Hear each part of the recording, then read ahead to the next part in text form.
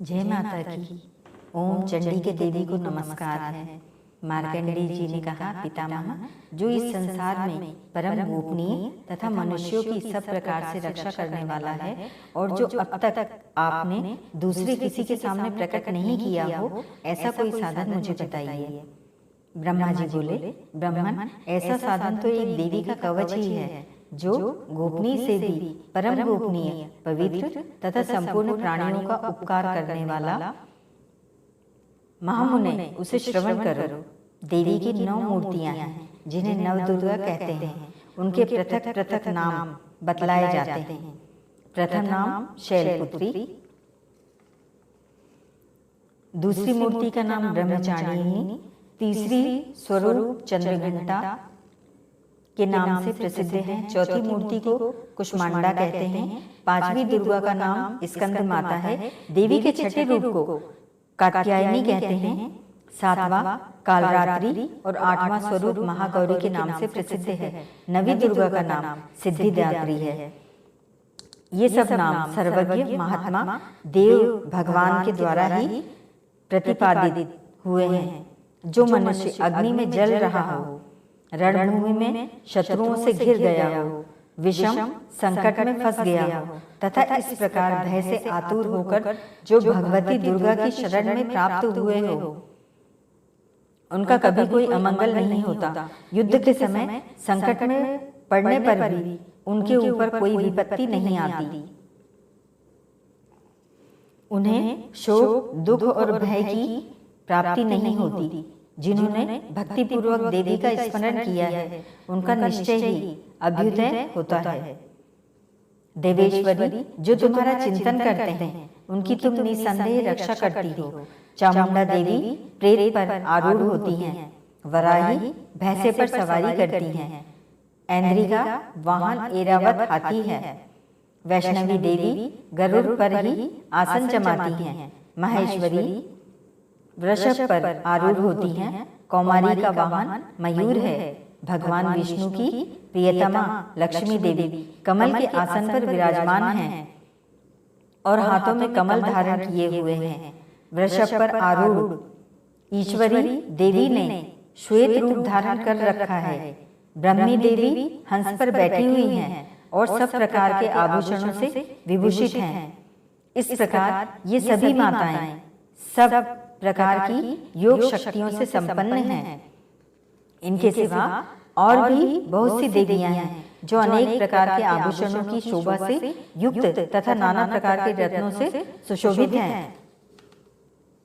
ये संपूर्ण देवियां क्रोध में भरी हुई हैं और भक्तों की रक्षा के लिए रथ पर बैठी दिखाई देती हैं। ये शंख, चक्र, गदा, शक्ति, हल और मूसल, खेटक और तोमर, परशु तथा पास, कुंत और त्रिशूल एवं उत्तम शारंग, धनुष आदि अस्त्र शस्त्र अपने हाथों में धारण करती हैं। दैत्यों के शरीर का नाश करना, भक्तों को अभय दान देना, देवताओं का कल्याण करना, यही उनके शस्त्र धारण का उद्देश्य है।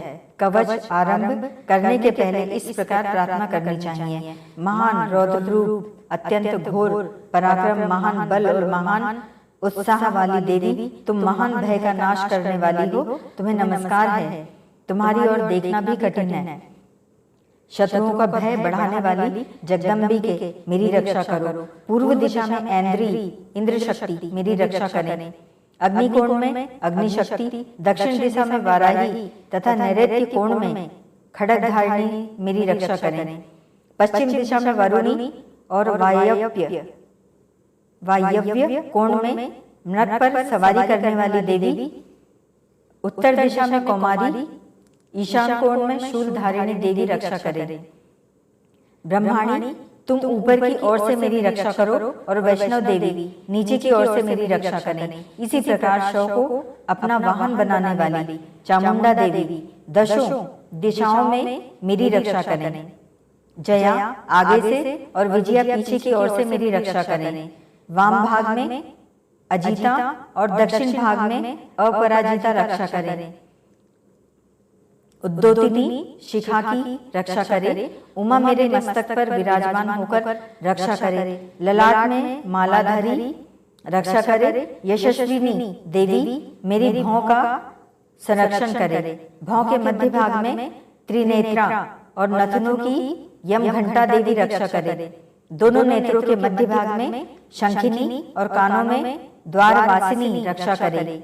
कालिका देवी कपोलों की तथा भगवती शांकरी कानों के मूल भाग की रक्षा करे। नासिका में सुगंधा और ऊपर के ओठ में चर्चिका देवी रक्षा करे। नीचे के ओठ में अमृत कला तथा जीहा में सरस्वती देवी रक्षा करे। कौमारी दांतों की और चंडिका कंठ प्रदेश की रक्षा करे। चित्रघंटा गले की घाटी की और महामाया तालु में रहकर रक्षा करे। कामाक्षी ठोड़ी की और सर्वमंगला देवी वाणी की रक्षा करे। भद्रकाली ग्रीवा में और धनुर्धरी पृष्ठवंश मेरुदंड में रहकर रक्षा करे। कंठ के बाहरी भाग में नीलग्रीवा और कंठ की नली में नलकुबरी रक्षा करे।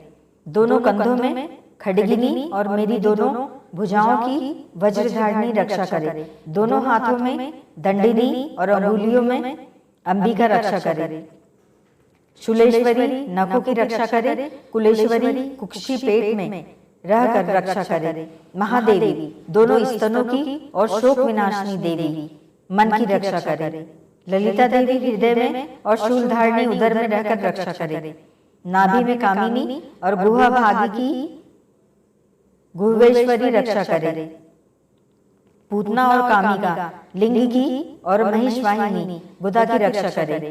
भगवती कटी भाग में और विंध्यवासिनी घुटनों की रक्षा करे। संपूर्ण कामनाओं को देने वाली महाबला देवी दोनों पिंडलियों की रक्षा करे। नारसिंहिनी दोनों घुंटियों की और तेजसी देवी दोनों चरणों के पृष्ठभाग की रक्षा करे। श्रीदेवी पैरों की अंगुलियों में और तलवारसनी पैरों के तलुओं में रहकर रक्षा करे। अपनी दाढ़ों के कारण भयंकर दिखाई देने वाली दृष्टा कराली देवी नखों की और उधर्व केशनी देवी केशों की रक्षा करे। रोमावलियों के छिद्रों में कौबेरी और त्वचा की वागीश्वरी देवी रक्षा करे। पार्वती देवी रक्त मज्जा वसा मांस हड्डी और मेद की रक्षा करे। आंतों की कालरात्रि और पित्त की मुक्तेश्वरी रक्षा करे। मूलाधार आदि कमल कोशों में पद्मावती देवी और कफों में चूड़ामणि देवी स्थित होकर रक्षा करे। नख के तेज की ज्वालामुखी रक्षा करे, जिसका किसी भी अस्त्र से भेदन नहीं हो सकता। वह अभेदा देवी शरीर की समस्त संधियों में रहकर रक्षा करे। ब्राह्मणी आप मेरे वीर की रक्षा करें। क्षत्रेश्वरी छाया की तथा धर्मधारिणी देवी मेरे अहंकार मन और बुद्धि की रक्षा करें। हाथ में वज्र धारण करने वाली वज्रहस्ता देवी मेरे प्राण अपान व्यान उदान और समान वायु की रक्षा करें। कल्याण से शोभित होने वाली भगवती कल्याण शोभना मेरे प्राण की रक्षा करे। रस रूप गंध शब्द और स्पर्श इन विषयों का अनुभव करते समय योगिनी देवी रक्षा करे तथा सत्व गुण रजोगुण और तमोगुण की रक्षा सदा नारायणी देवी करे। वाराही आयु की रक्षा करे, वैष्णवी धर्म की रक्षा करे तथा चक्रिणी चक्र धारण करने वाली देवी यश कीर्ति लक्ष्मी धन तथा विधा की रक्षा करे। इंद्राणी आप मेरे गोत्र की रक्षा करें। चंडिके तुम मेरे पशुओं की रक्षा करो। महालक्ष्मी पुत्रों की रक्षा करें और भैरवी पत्नी की रक्षा करे। मेरे पति की सुपतः तथा मार्ग की क्षेम करी रक्षा करे। राजा के दरबार में महालक्ष्मी रक्षा करे तथा सब और व्याप्त रहने वाली विजया देवी संपूर्ण भयों से मेरी रक्षा करे। देवी जो स्थान कवचों में नहीं कहा गया है अतएव रक्षा से रहित है, वह सब तुम्हारे द्वारा सुरक्षित हो, क्योंकि तुम विजयशालिनी और पापनाशनी हो। यदि अपने शरीर का भला चाहो तो मनुष्य बिना कवच के कहीं एक पग भी न जाए। कवच का पाठ करके ही यात्रा करे। कवच के द्वारा सब ओर से सुरक्षित मनुष्य जहाँ जहाँ भी जाता है वहाँ वहाँ उसे धन लाभ होता है तथा संपूर्ण कामनाओं की सिद्धि करने वाली विजय की प्राप्ति होती है। वह जिस अभिष्ट वस्तु का चिंतन करता है उसको निश्चित ही प्राप्त कर लेता है। वह पुरुष इस पृथ्वी पर तुलना रहित महान ऐश्वर्य का भागी होता है। कवच से सुरक्षित मनुष्य निर्भय हो जाता है, युद्ध में उसकी पराजय नहीं होती तथा वह तीनों लोकों में पूजनीय होता है। देवी का यह कवच देवताओं के लिए भी दुर्लभ है। जो प्रतिदिन नियम पूर्वक तीनों संध्याओं के समय श्रद्धा के साथ इसका पाठ करता है उसे देवी कला प्राप्त होती है तथा वह तीनों लोकों में कहीं भी पराजित नहीं होता। इतना ही नहीं, वह अपमृत्यु से रहित हो 100 से भी अधिक वर्षों तक जीवित रहता है। मकड़ी, चेचक और कोढ़ आदि उसकी संपूर्ण व्याधियां नष्ट हो जाती हैं। कनेर, भांग, अफीम, धतूरे आदि का स्थावर विष, सांप और बिच्छू आदि के काटने से चढ़ा हुआ जंगम विष तथा अहिफेन और तेल के संयोग आदि से बनने वाला कृत्रिम विष, ये सभी प्रकार के विष दूर हो जाते हैं, उनका कोई असर नहीं होता। इस पृथ्वी पर मारण, मोहन आदि जितने अभिचारिक प्रयोग होते हैं तथा इस प्रकार के जितने मंत्र यंत्र होते हैं वे सब इस कवच को हृदय में धारण कर लेने पर उस मनुष्य को देखते ही नष्ट हो जाते हैं।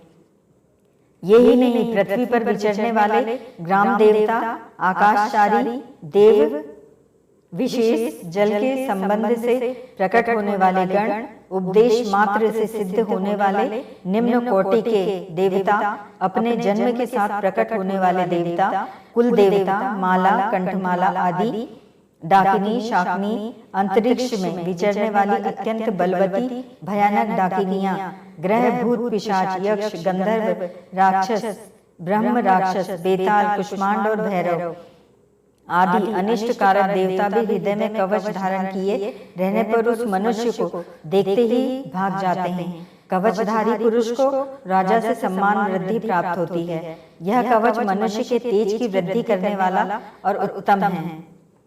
कवच का पाठ करने वाला पुरुष अपनी कीर्ति से विभूषित भूतल पर अपने सुयश के साथ साथ वृद्धि को प्राप्त होता है। जो पहले कवच का पाठ करके उसके बाद सप्तशती चंडी का पाठ करता है, उसकी जब तक वन, पर्वत और काननों सहित यह पृथ्वी टिकी रहती है तब तक यहाँ पुत्र, पौत्र आदि संतान परंपरा बनी रहती है। फिर देह का अंत होने पर वह पुरुष भगवती महामाया के प्रसाद से उस नित्य परम पद को प्राप्त होता है जो देवताओं के लिए भी दुर्लभ है।